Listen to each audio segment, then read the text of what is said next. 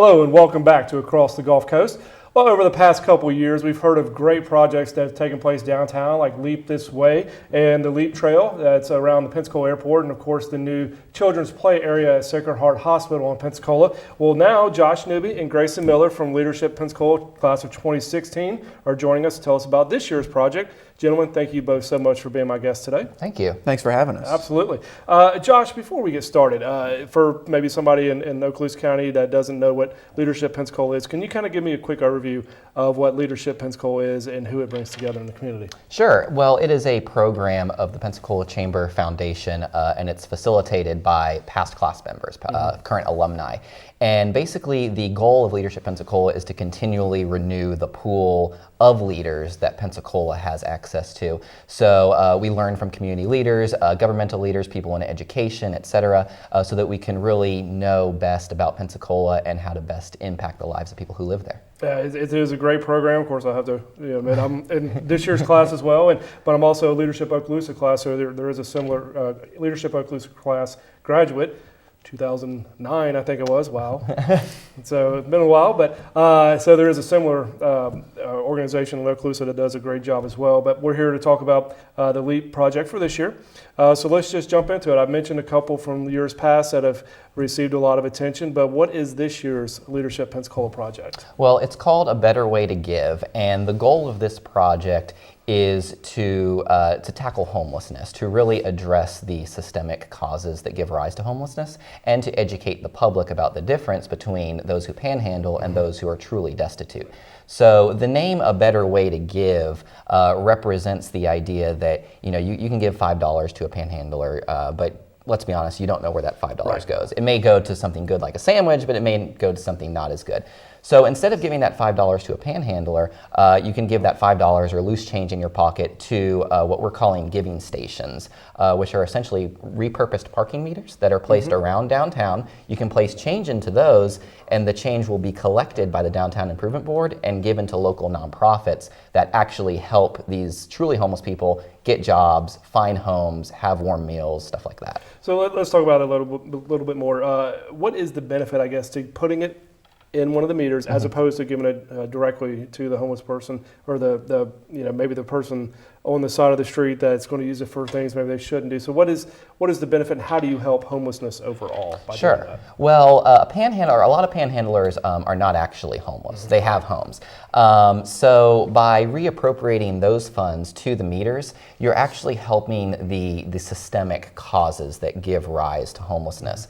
So it feels good to give a $5 bill or a sandwich to a panhandler, but studies have shown, in fact a recent study commissioned by the City Council have shown that this doesn't really help them. It just enables them. It furthers their bad behavior. So we're sort of changing the dynamic there. We're readjusting the paradigm so that instead of enabling this bad behavior, we can give to the people who really need it, because these people do really need it. They have mental illnesses. A quarter of them are veterans.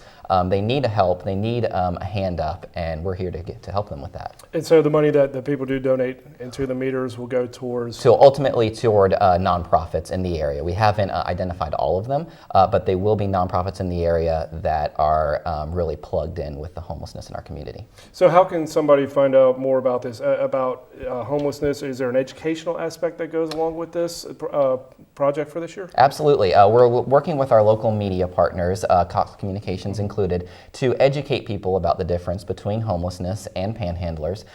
There's information on our website, betterwaypensacola.org, and we're seeking to work with the already established nonprofits, ministers, and churches in the area who know about this, and hear from them about what they could best put to good use. I think that's a good point. It's not another nonprofit to help, but a way to fund those nonprofits that already do help. So I think exactly. That's a good way to put that. Grayson, let's talk about how people can get involved. First of all, Josh mentioned the meters. Tell me where these meters will be located, and then if maybe an organization, an individual wants to get involved, wants to maybe sponsor a meter or anything like that, tell me about how that can be done. Sure. So we want to get the meters the most exposure as possible. So we're going to placing them, majority of them downtown, up and down Palafox. We're also going to have some in Plaza Ferdinand and Seville Square. We're working on getting some in the Community Maritime Park. And so they're all going to be in what we consider high foot traffic, high exposure areas so that we get the most most exposure and hopefully can raise the most money. If anyone wants to sponsor, and we'd highly encourage you to do that, the meters are $1,500. And the great thing about it is it's a lifetime sponsorship, and it'll say on there that you've sponsored it.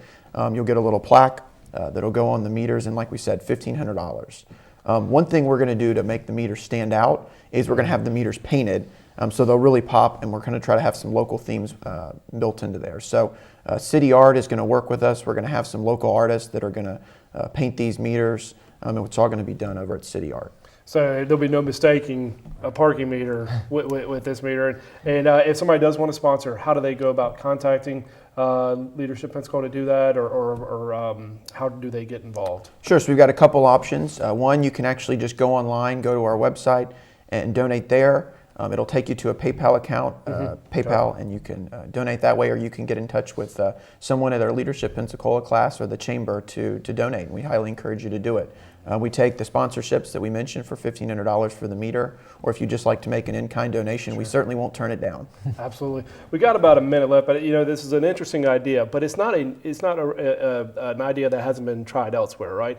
This has been proven effective in some other communities around the area. How did this kind of get brought to Pensacola? Well, it's been put to great use in cities like Mobile and even out west in Pasadena. Cities like that have been effective at reducing their homeless population by half.